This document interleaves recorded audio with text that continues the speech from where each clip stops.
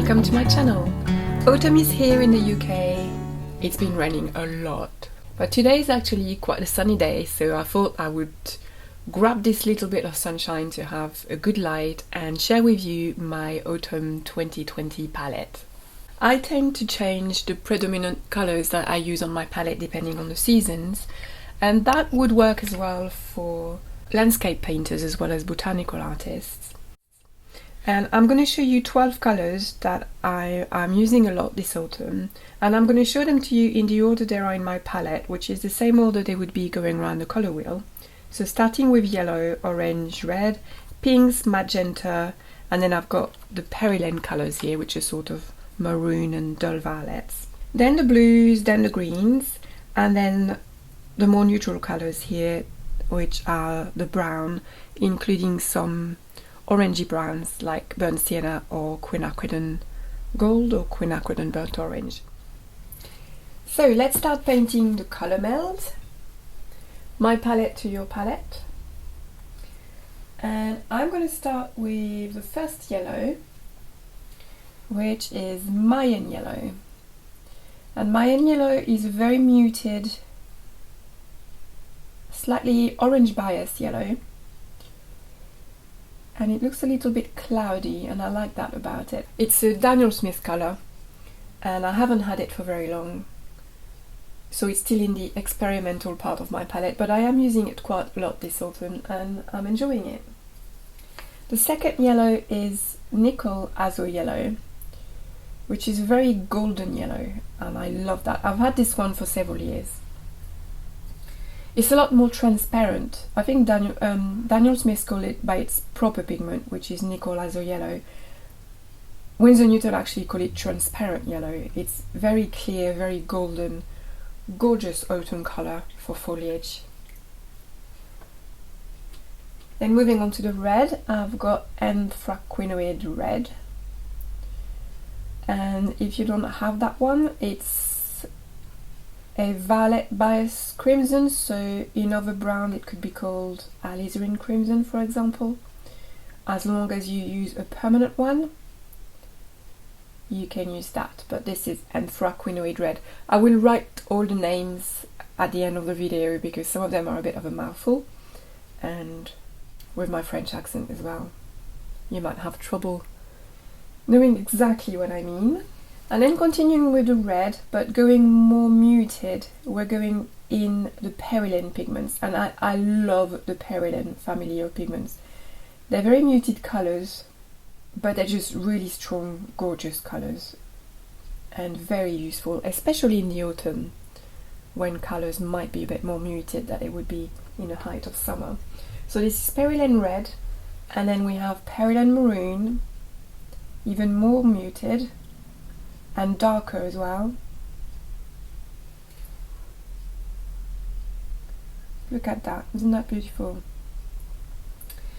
And then a third Perilene, and if you've been to my courses or if you know me a little bit, you know that I use that one a lot. It's Perilene Violet, and it's called violet, but it's not exactly purple, it's more like a rich burgundy red.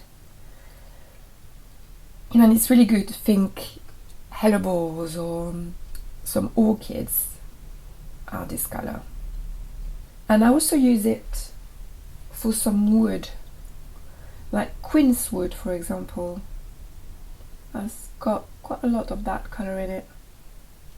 If you look at the trees when they've lost their leaves, you know, as you have walks and you look in the distance, there's often that sort of Perilene violet cloud, sort of misty color hanging around the color of the branches, and that's a very good color for that. And then for the blue, Phthalo Blue Red shade. So Phthalo Blue Red shade is a slightly violet bias blue, and you can see as it mixes with the Perilene Violet, it makes a really beautiful color. And I use it instead of ultramarine, French ultramarine, where I don't want any granulation, when I want to stay smoother. So it's really good for fruit, for example, in autumn. You know, if you want to do the shadow on an apple or a pear, or even something even smoother like a passion fruit, you don't want the granulation. And that blue green shade would be a little bit too turquoisey, but this one is better. Then we move on to the green. So this is Daniel Smith Sap Green, and Daniel Smith Sap Green, compared to other sap greens, is very muted. It's not very bright at all, and I wouldn't probably use it with really fresh foliage in the spring or brighter foliage in the summer. But in the autumn, the greens are getting really muted, and this sap green is really good for that. And then comes a colour that I know a lot of people don't like at all, which is rich green gold for Daniel Smith. Other manufacturers just call it green gold. And it's a kind of really love it or hate it kind of colour. It looks very yucky in the palette, but on the paper I think it looks absolutely beautiful, and I use it a lot for things like foliage that is starting to get a little bit golden, and I use it for fruit as well. And it's a very, very clear, clean pigment, and it's very good for thin glazes as well. Green gold, I think it's a beautiful pigment. And then we're moving into the browns. So we've got quinacridone burnt orange, which is admittedly very bright for a brown.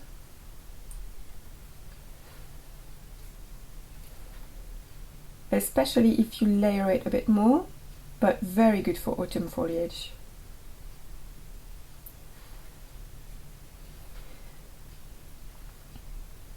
It's a bit similar to burnt sienna, but a lot more saturated.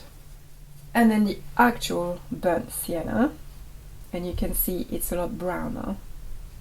And burnt sienna admittedly does vary a lot from brown to brown, because some of them are still using the natural pigment, burnt sienna, which is an iron oxide, but some of them now have moved to a synthetic iron oxide, which is no longer the natural one, so it doesn't have the same properties, it doesn't granulate as much, but it's brighter.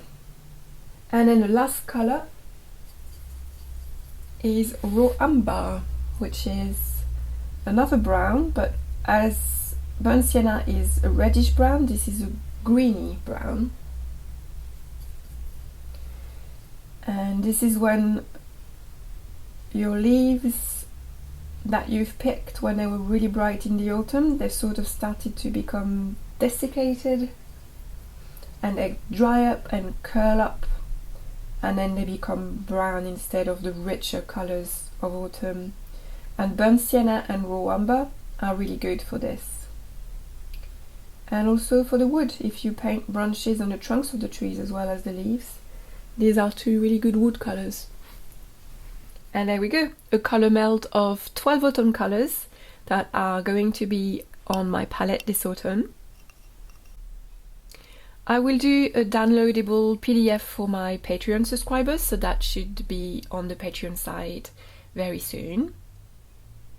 If you have any colours you like to use in the autumn, use the comments below to share them with us. I hope you enjoyed the video. Please like and subscribe, it helps my channel, and I'll see you soon in Atelier Sandrine Maugy for another video. Happy painting! Bye!